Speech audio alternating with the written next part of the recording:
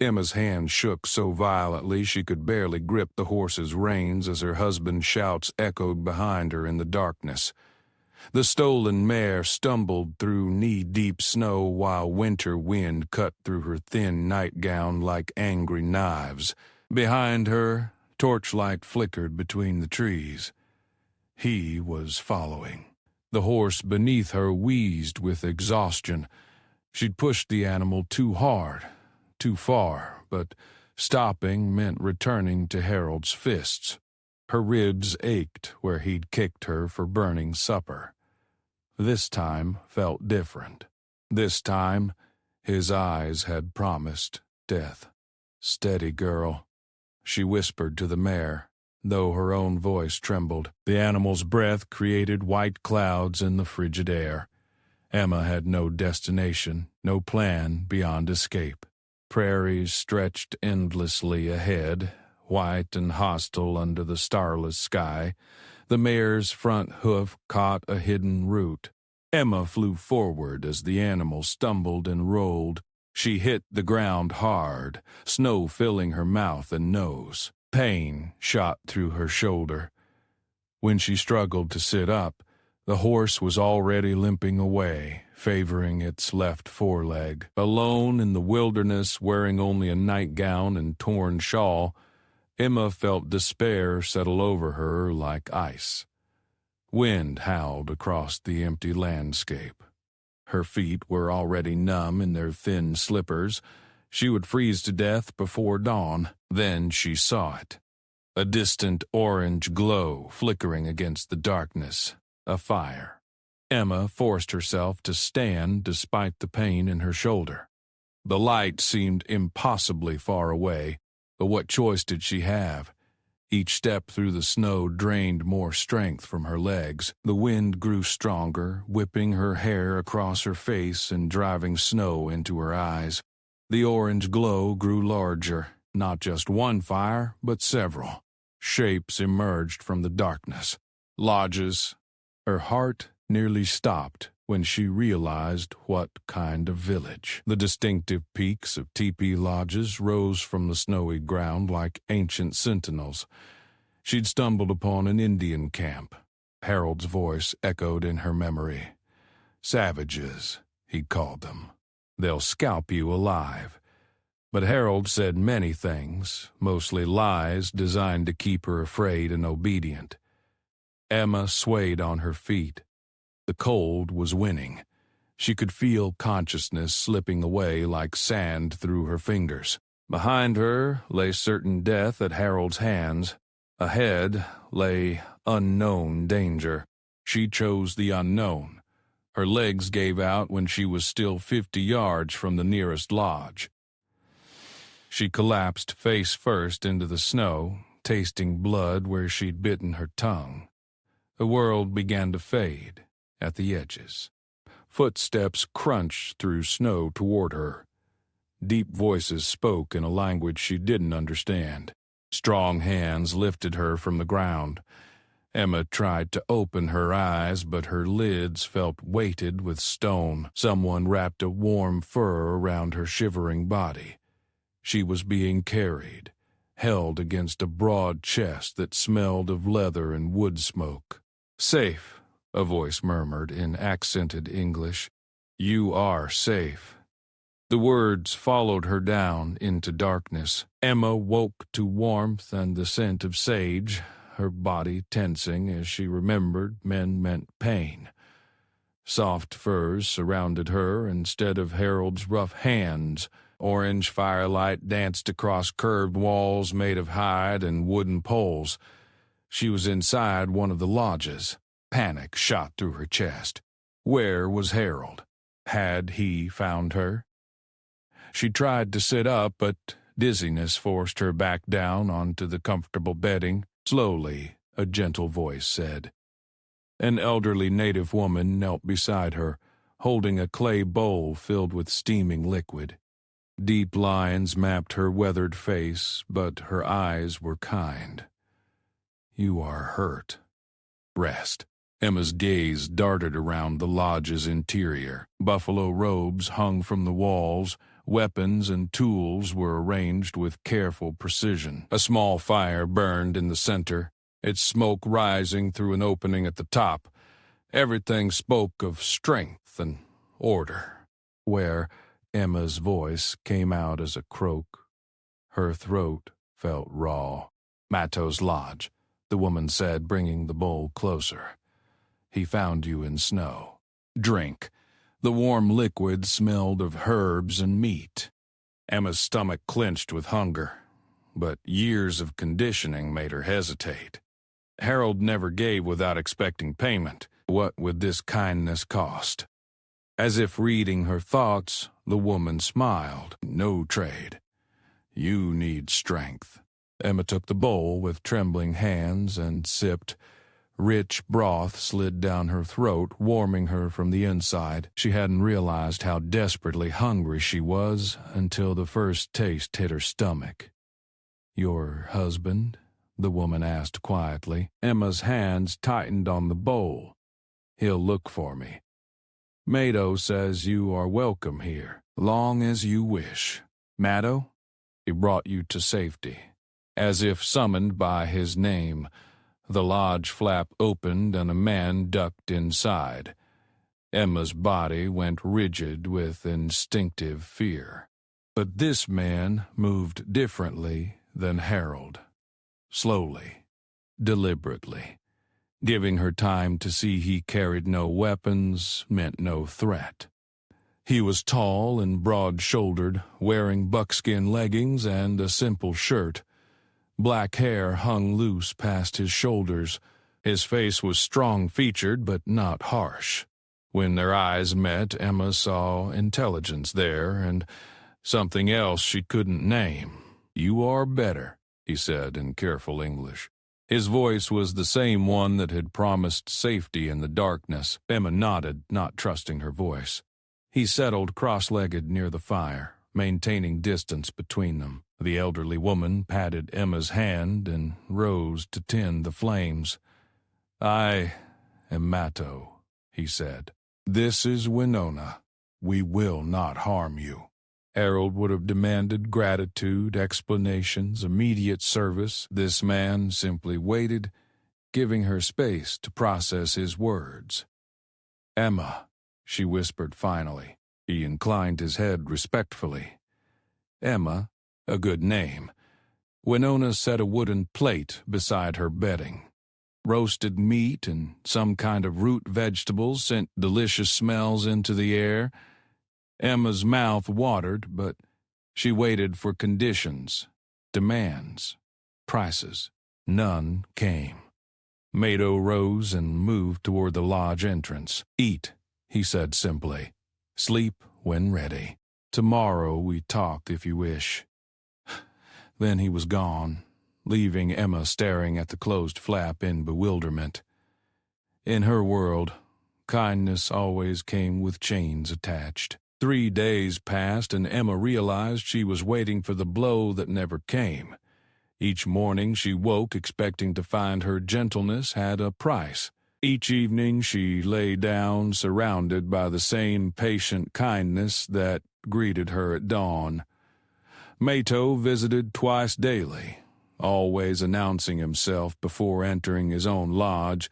He brought food, inquired about her comfort, and shared simple conversation if she seemed willing. When she remained silent, he respected that too. This evening he arrived carrying an armload of firewood and something wrapped in soft leather.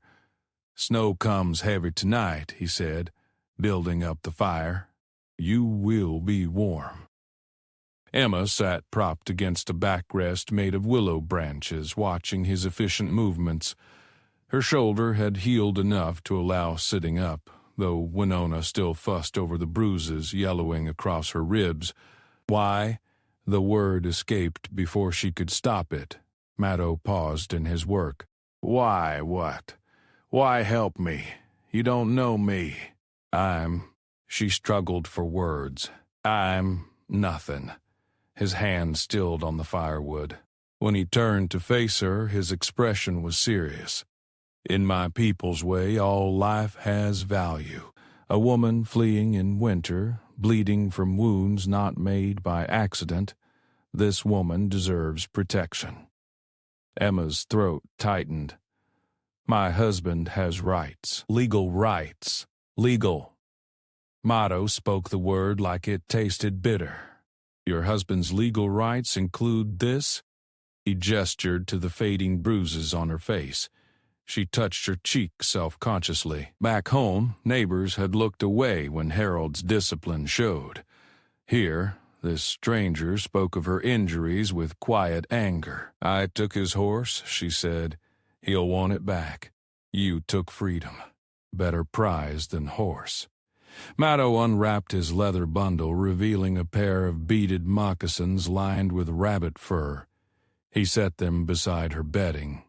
Winona made these. Your feet were bad frozen. Emma stared at the beautiful handiwork. The beading formed intricate patterns in blue and white, like flowers blooming on snow. When had anyone made something just for her? I can't pay for these. No payment needed. Gift freely given. He settled into his usual spot by the fire, far enough away that she didn't feel trapped, but close enough for conversation. Tonight felt different somehow, more comfortable. Tell me about your people, Emma said, surprising herself. Mato's weathered face softened. We are Lakota. This is winter camp, where families gather when the snow grows deep. In spring, we follow the buffalo to summer hunting grounds. Do you have a family? My wife died 2 winters past. Sickness took her. His voice carried old grief. We had no children.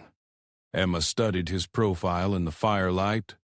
She'd assumed a chief would have multiple wives, children filling his lodge with noise and chaos.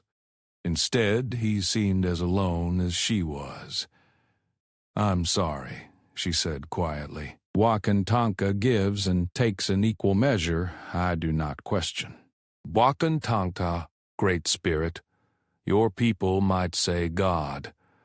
They sat in comfortable silence, watching flames dance over the firewood. Outside, wind whistled around the lodge, but inside felt safe and warm. My husband says Indians are savages, Emma said carefully. Mato's mouth quirked upward. And I was told white women were weak, helpless creatures. We are both learning. Truth differs from stories. The observation startled a laugh from Emma's lips. The sound felt strange after so many months of silence and fear. When had she last laughed? When had anything seemed amusing instead of dangerous? Mato smiled at her laughter, and something warm unfurled in Emma's chest. Not fear or wariness, but something she'd almost forgotten existed. Hope. Outside, the wind grew stronger, but Emma felt safer than she had in years. Emma's blood turned to ice when she spotted her husband's distinctive black coat among the riders approaching the camp. She pressed herself against the lodge wall, watching through a gap in the hide covering as 5 mounted men rode slowly between the tippies. Harold sat straight in his saddle, his pale eyes scanning every face with predatory intensity. Emma, his voice carried across the camp like a whip crack. I know you're here, you thieving whore. Women gathered their children closer. Warriors emerged from lodges, hands resting casually on weapon handles. The entire camp transformed from peaceful to alert in moments. Mato stepped into view, positioning himself directly in Harold's path. Even without weapons visible, he projected such quiet authority that the other riders unconsciously pulled back their horses. You lost something? Mato asked in English. Harold's face flushed red above his thick beard. My wife. The savages in this camp are harboring stolen property. Property? Mato's voice remained level, but Emma caught the dangerous edge beneath the calm. That's right, my wife and my horse. Both stolen. Harold leaned forward in his saddle. I want them back. Now, Emma's body shook with familiar terror. She knew that tone, that posture. Violence would follow soon. Harold's patience had limits, and he'd reached them. No property here, Motto said, only people choosing their own path. Choice? Harold laughed harshly. Women don't choose. They obey their husbands as God intended. More warriors had flanked the riders now. Emma recognized the tactical positioning from Harold's own military stories. The white men were surrounded, though it appeared casual. Your God says many things, Motto replied. Mine says protect those seeking shelter. I'll have the sheriff on you for theft and kidnapping. This is still America. Savage. White law applies. Emma couldn't breathe. Harold was right about the wives were property, legally speaking. Sheriffs would side with husbands over Indians every time, but Motto showed no fear. Bring your sheriff, bring your law. Woman here chose safety. Choice stands. Harold's hand dropped to the pistol on his hip. Several warriors made similar movements. The air crackled with tension. Emma, Harold shouted. Get out here before I burn this whole camp down. The threat hung in the winter air like smoke. Emma knew Harold well enough to recognize serious intent. He would follow through. Innocent lives meant nothing to him. She started to rise, to end this before blood spilled, but Winona's firm hand pressed her back down. Stay, the older woman whispered fiercely. Let men handle men's business. Through the gap, Emma watched Mado step closer to Harold's horse, close enough that Harold would have to draw and aim down at him, awkward from horseback. Your wife is not here by force, Mado said clearly. She chooses. Respect choice. She's my wife. She'll do what I say or face consequences. Consequences? Mado's voice dropped lower. What consequences for wife who disobeys? Harold's face darkened further. None of your damn business, Savage. Everything my business when woman bleeds from husband's consequences. The words hit Harold like physical blows. His hand tightened on his pistol grip, but the warriors had shifted closer. Drawing would mean dying. This isn't over, Harold snarled. I'll be back with legal authority. Then we'll see how brave you savages really are. He wheeled his horse around, motioning for his men to follow. But as they rode away, Emma heard him shout back over his shoulder, I'm coming for you, Emma. You can't hide forever. When the hoofbeats faded, Emma finally released the breath she'd been holding. Mado remained standing where Harold had left him, watching the horizon long after the riders disappeared. She'd brought danger to these gentle people. Harold would return, and next time he'd bring men with badges and legal papers. Next time, Mado's courage might not be enough. Emma found Mado sharpening his knife by the fire, preparing for the fight she knew would come. His movements were methodical, testing the blade's edge against his thumb with practiced care. Watching him, she felt her heart clench with an emotion she'd almost forgotten how to name. He'll be back, she said quietly, settling beside him on the buffalo robe. Yes, Mato didn't look up from his work. Tomorrow, maybe next day, with the sheriff, legal papers. Her voice threatened to break. I should go before... Where?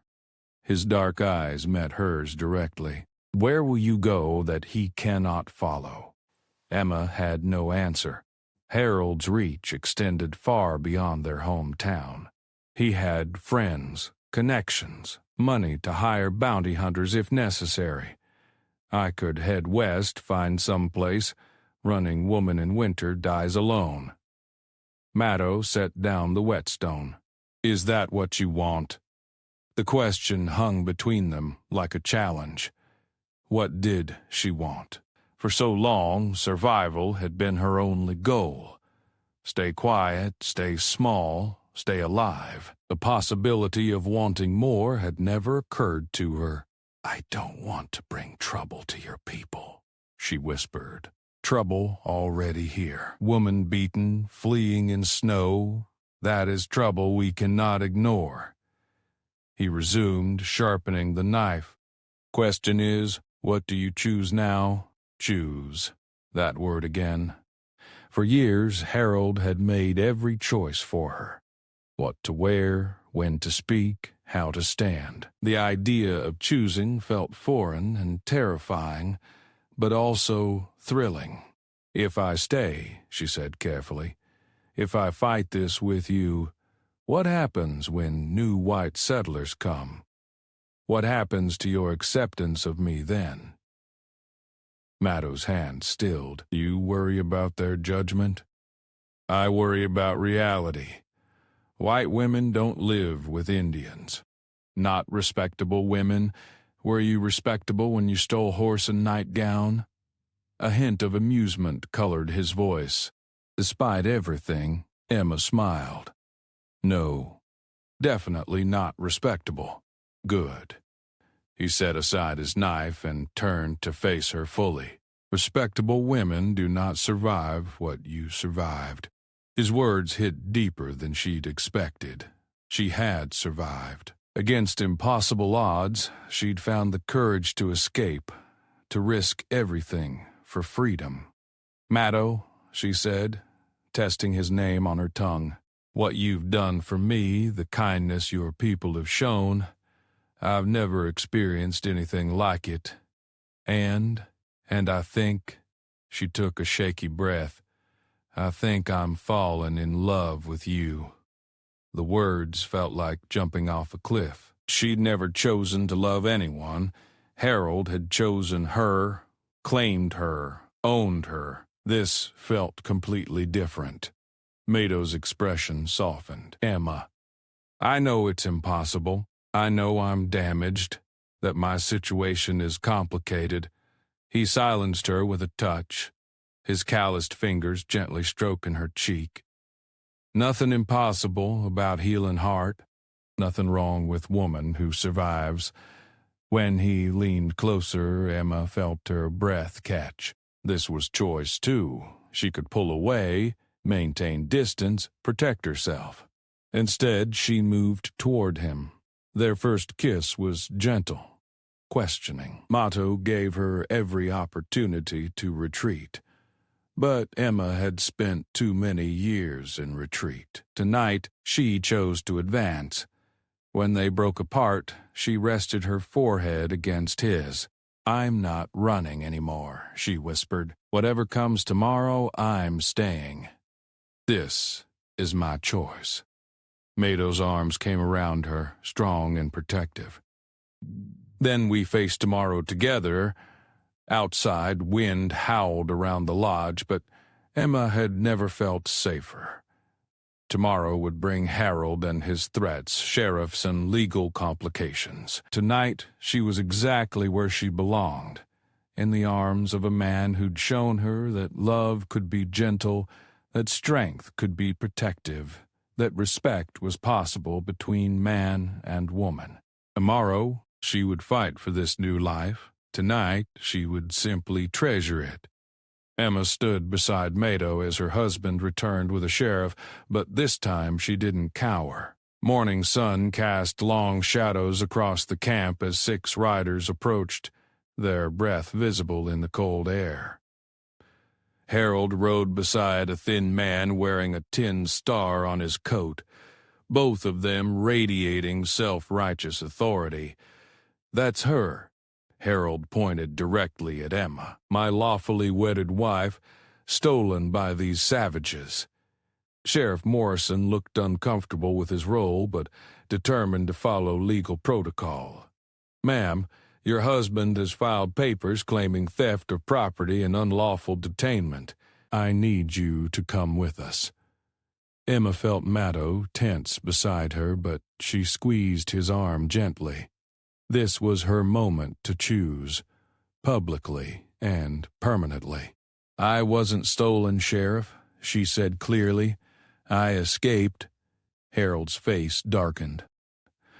"She's obviously been influenced, threatened." "Have you been threatened, ma'am?" Morrison asked. "Not by anyone here."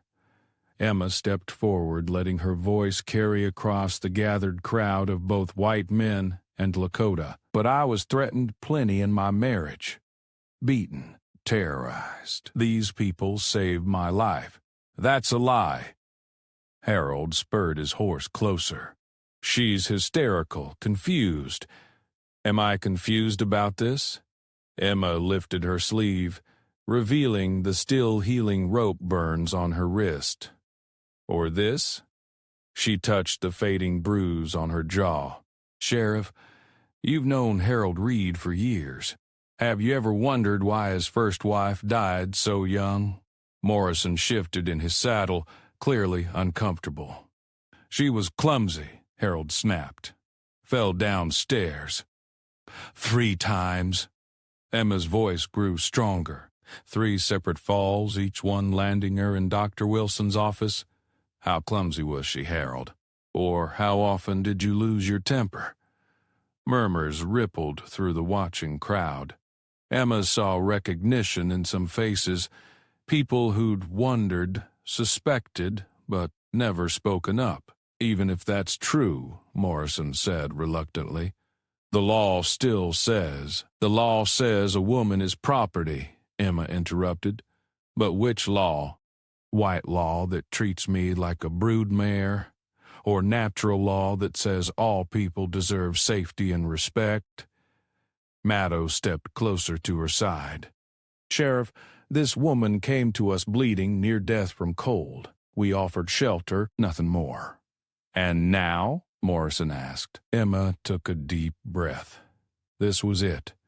The moment that would define her entire future. "Now I choose to stay," she said firmly.